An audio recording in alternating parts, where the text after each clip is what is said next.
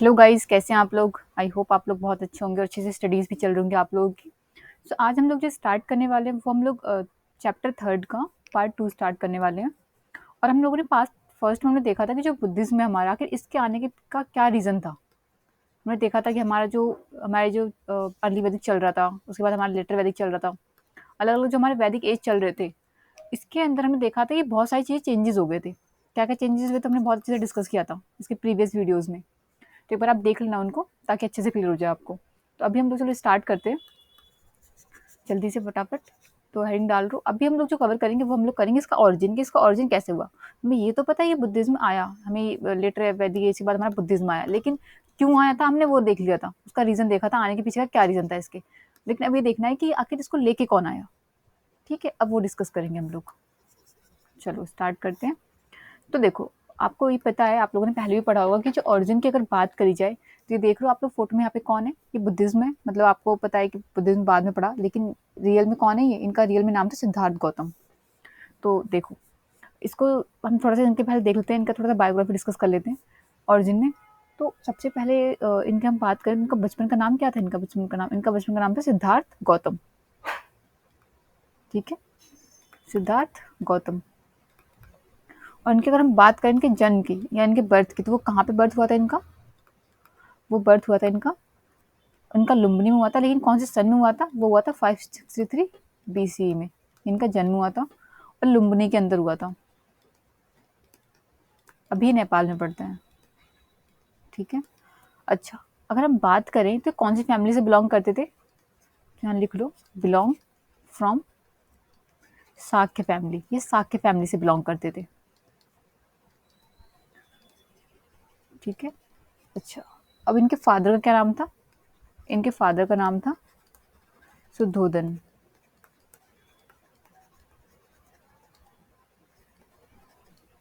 और इनकी मदर का क्या नाम था। इनकी मदर का नाम था महामाया।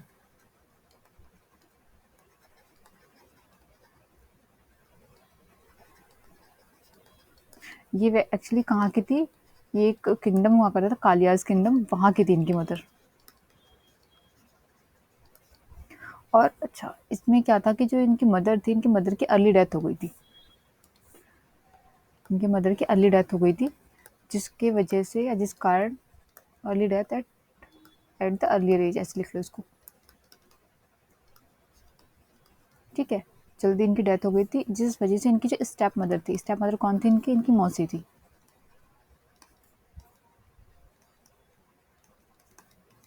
ठीक है, इन्होंने मतलब इनको पाल पाल के और इनको बड़ा करा, पाल पोस करके।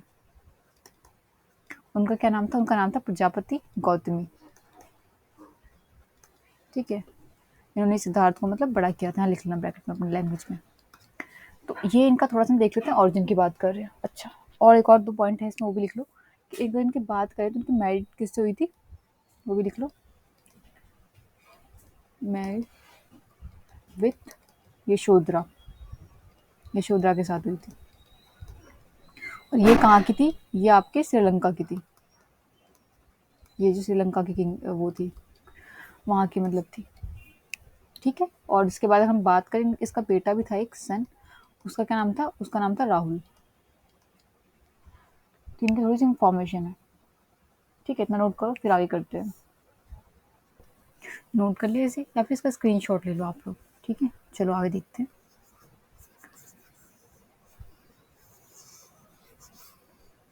इनके नोट्स अच्छे से बनाना, ताकि बाद में अगर आप लोग रिवीजन करो ना उसको, तो आपको आसानी हो रिवीजन करने में, क्योंकि खुद के नोट्स लास्ट टाइम पे काम आते हैं जब एग्ज़ाम होता है। तो चलो देखते हैं इसको। अब देखो, इसमें क्या था। अब अगर बात करें तो इसकी एज मतलब 29 तक एज इसकी थी। और इस एज तक इसने क्या करा, काफ़ी जो भी इसकी जो मौज मस्ती चल रही है, ये सब अपना मतलब करता रहा। ठीक है, इसको दुनियादारी में था, बिजी था। और अगर बात करें यहाँ पे, या ये कह सकते हैं कि जो एक थोड़ा सा मतलब किस तरीके से अपनी लाइफ स्पेंड कर रहा था, वर्डली लाइफ स्पेंड कर रहा था अपनी। ठीक है, इस तरीके से अपनी मौज मस्ती कर रहे थे।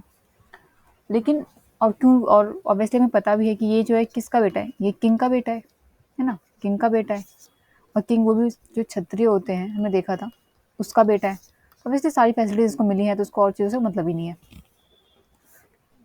ठीक है? कुछ मतलब बताते हैं ऐसे स्टूडेंट्स में लिखा हुआ है कि जैसे कुछ बुक्स में ऐसा लिखा हुआ है या बताते हैं ऐसा कि जिस टाइम इसका जन्म हुआ था, ठीक है? जिस टाइम इसका जन्म हुआ था तो पहले लोग क्या करते थे, पहले ना जो आपके जैसे ऋषि मुनि वगैरह होते थे उनको लेके बुलाते थे और उनसे पूछते थे, उनसे प्रेडिक्शंस करवाते थे कि आगे जाके कैसा बनेगा, कौन होगा, कौन नहीं होगा, सारी चीज़ें देखते थे लोग। तो इस टाइम पे जब इसका जन्म हुआ था उस टाइम पे भी बुलाए गए थे ऋषि को, तो उन्होंने आकर प्रेडिक्शंस करी थी। क्या प्रेडिक्शंस करी थी कि जब ये बड़ा होगा ना, बड़ा होकर क्या बनेगा, ये एक संत बनेगा, ये साधु बनेगा बड़ा होकर के। ये बोला था उन्होंने, ये चीज़ बताई थी उन्होंने। क्योंकि उन्होंने बताया था कि उसकी लाइफ में कुछ ऐसे इंसिडेंट होंगे ना, किसके लाइफ में, गौतम की लाइफ में ऐसे कुछ इंसिडेंट होंगे जिससे क्या होगा, जिस वजह से ये क्या करेगा, ये साधु बन जाएगा बाद में जा कर के। और उसके बाद अगर हम बात करें यहाँ पे तो इसी वजह से जो इसके फादर थे, कौन थे इसके फादर, सुद्धोधन। ठीक है, इसके जो फादर, इसी वजह से इसके फादर क्या करते हैं, बहुत ज़्यादा मतलब वरीड रहते थे, परेशान रहते थे, चिंता में रहते थे। क्यों? क्योंकि ऑब्वियसली अगर ये साधु बन जाएगा, जो सुद्धोधन है, तो इसका इतना बड़ा जो साम्राज्य है, इतना बड़ा जो राज्य है, स्टेट है इतना बड़ा, उसको कौन देखेगा, इकलौता ये बेटा है इसका, तो कौन देखेगा उसके बाद इसको। इसलिए बहुत ज़्यादा परेशान रहते थे। तो इसलिए क्या करते थे सुद्धोधन की जितनी भी चीज़ें हैं ना, मतलब उसकी खुशी के लिए हर चीज़ें सारी की सारी कोशिश करते थे कि उसको सारी की सारी चीज़ें उसको ला के देते थे। ठीक है? ताकि उसको किसी चीज़ को प्रॉब्लम ना हो, जिस वज़ह से उसका जो मन है वो विचलित ना हो, मतलब परेशान ना हो किसी चीज़ को लेकर के। इसलिए सारी चीज़ें वो देते थे उसको, पर वो थोड़ा परेशान भी रहते थे। लेकिन एक बार क्या हुआ, एक बार ना ये ऐसे घूम रहा था अपने एरिया में, अपने थोड़ा मतलब आदमी जो उसके साथ सेना वगैरह थी उनके साथ वो घूम रहा था। तो उसने ना कुछ इंसिडेंट देखे। अच्छा खासा गया था घूमने ऐसे ही। ऑब्वियसली इसको जब प्रेडिक्शंस हो ही गई है कि वो साधु बनना था, तो उसमें कोई कुछ भी करे, साधु तो बनेगा वो, है ना? पहले से प्रेडिक्शंस हो रखी है, चाहे राजा कितना भी कुछ कर ले। तो ऐसे एक बार ये घूम रहा था अपने एरिया में, तो इसने ना कुछ इंसिडेंट देखे।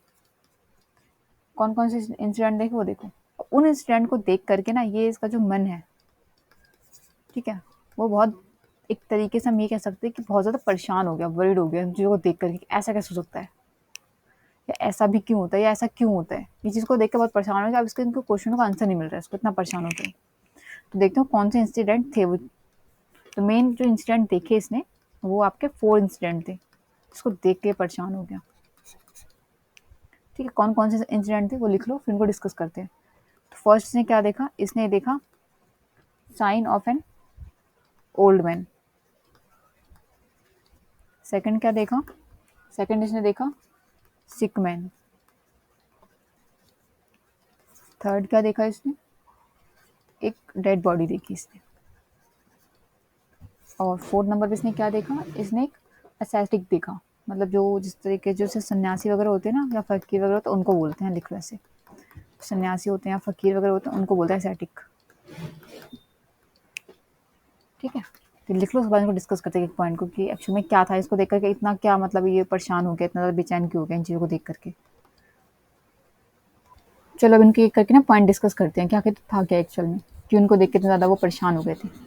तो देखो, जब ये घूम रहे थे अपने एरिया में, तो ऑब्वियसली राजा का बेटा है तो पैदल तो घूमेगा नहीं, हाथी वगैरह पे घूम रहा था। तो उसने क्या देखा वहाँ पे ना, एक बूढ़े आदमी को देखा, sign of an old man, एक बूढ़े आदमी को देखा, और देख करके ना ये बहुत ज़्यादा परेशान हो गया। इसने क्या करा, जो जो हाथी चलाता है, इसका जो होता है ना, एक तरीके से जो महावत कहते हैं उनको, जो हाथी चलाते हैं, उनसे पूछा कि ये कौन है। तो इसने बताया कि एक बूढ़ा आदमी है, कहते हैं।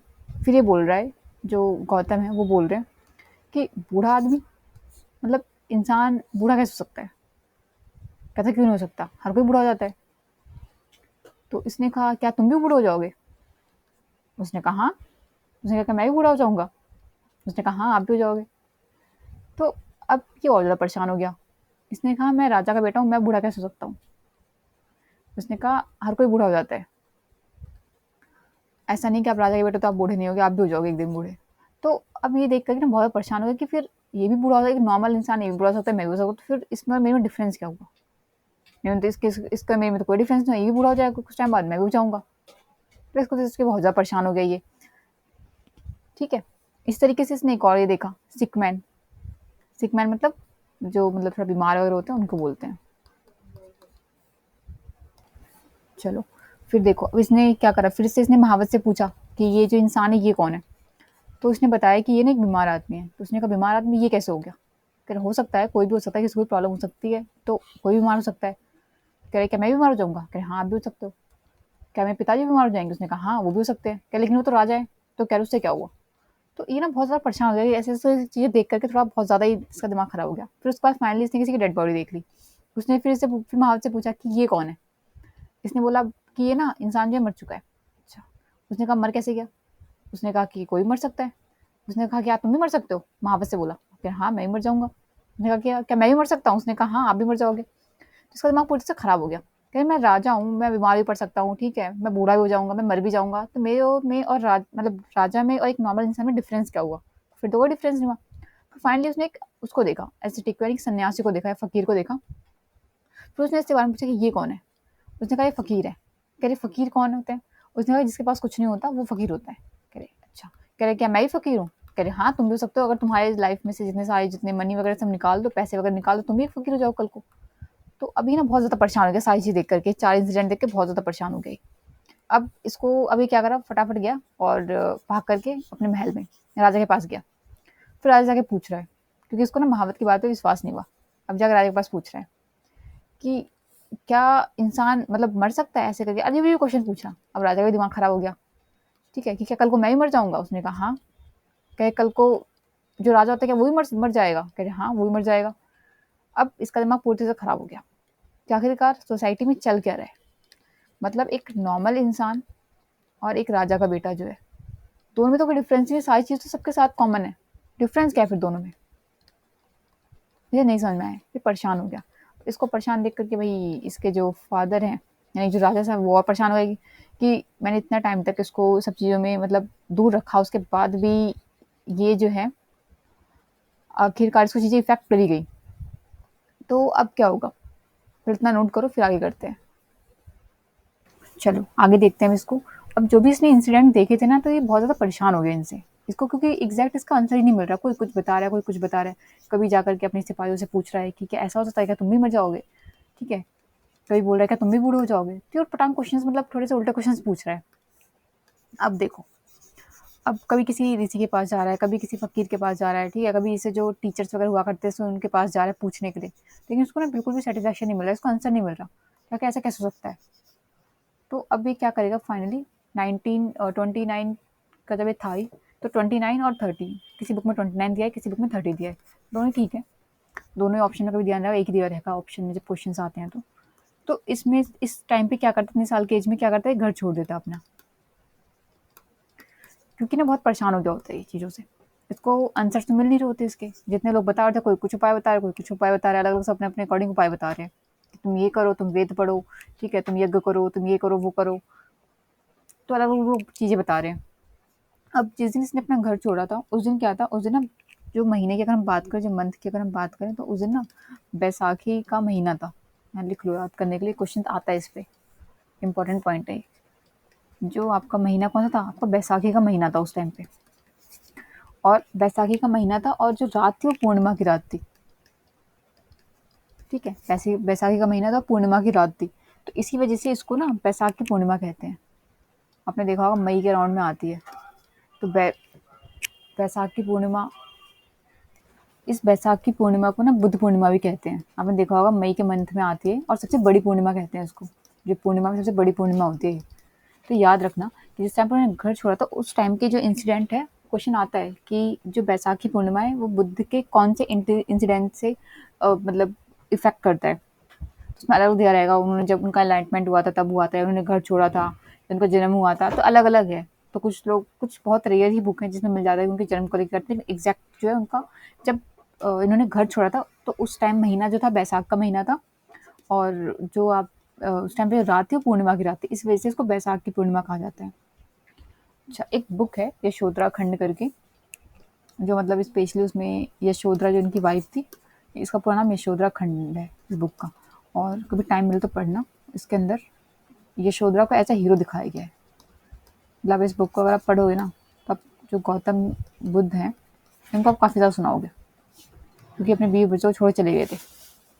वो सो रहे थे और ये घर छोड़ के चले गए सिद्धि प्राप्ति के लिए। तो आप इनको बहुत सुनाओगे अगर बुक को पढ़ोगे तो। इसमें कुछ लाइन्स वगैरह हैं, तो हिस्ट्री पढ़ने में जब भी मज़ा आता है जब आप चीज़ों को कनेक्ट करके चलो, अलग-अलग पॉइंट्स को कनेक्ट करके चलो। बुक्स वगैरह जो इनसे रिलेटेड है थोड़ा बहुत उनको स्टडीज़ करो तो और ज़्यादा अच्छे से चीज़ें क्लियर होती हैं। तो यशोदा खंड में एक लाइन लिखी हुई है, आप लिख लो, जस्ट वो पता रहना चाहिए आपको, ठीक है। देखो क्या लाइन लिखी हुई है इसके अंदर, थोड़ा हिंदी में लिखी है और संस्कृत थोड़ा सा दोनों मिक्सअप करके लिखा हुआ है। देखो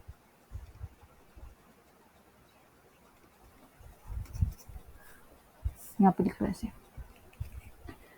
पहले लिख लो फिर इसको रीड करते हैं क्या लिखा हुआ है।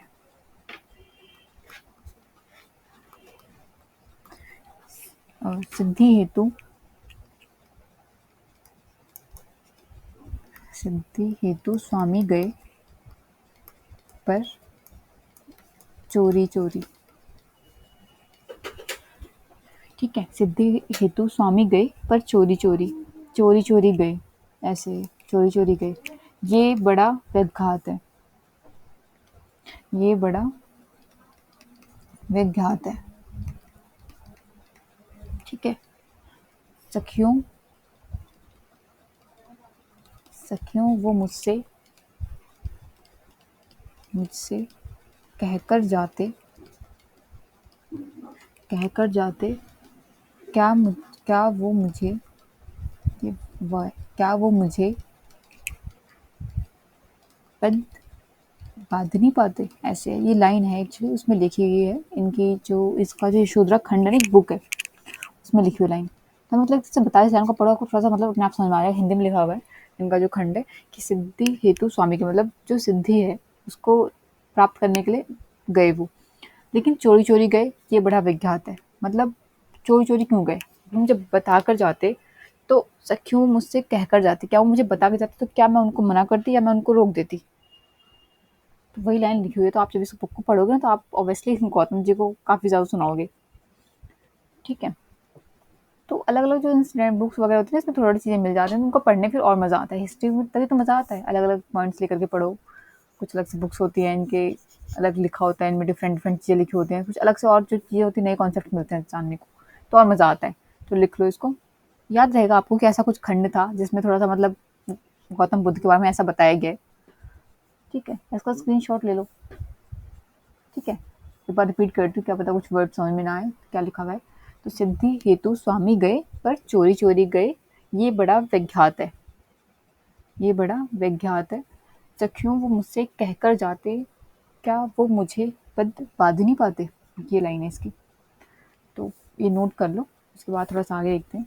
अब देखो वो चले गए, तो अब इसके बाद अब वो गए, अब बहुत ज़्यादा परेशान हो गए, ठीक है। उनको समझ में नहीं आ रहा क्या करे, पूरा उनका माइंड अच्छे से हैंग हो रखा है पूरा, बहुत बुरी तरीके से।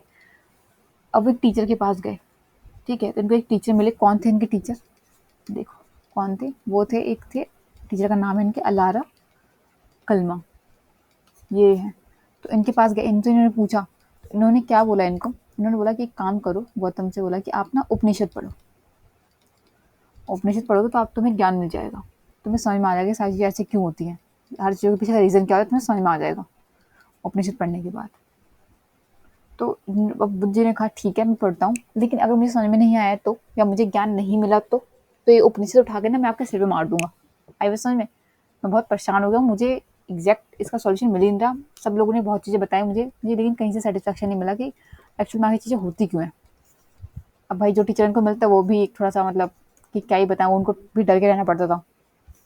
इस तरीके से एक टीचर इनको और मिले, उनका नाम था उद्दाक, मतलब दो है इनके नाम, उद्दाक या फिर राम रामपुटा, ऐसे मतलब नाम है इनका। तो ये टीचर थे, इन्होंने भी बताया कि ठीक है तुम एक काम करो वेद वगैरह पढ़ो।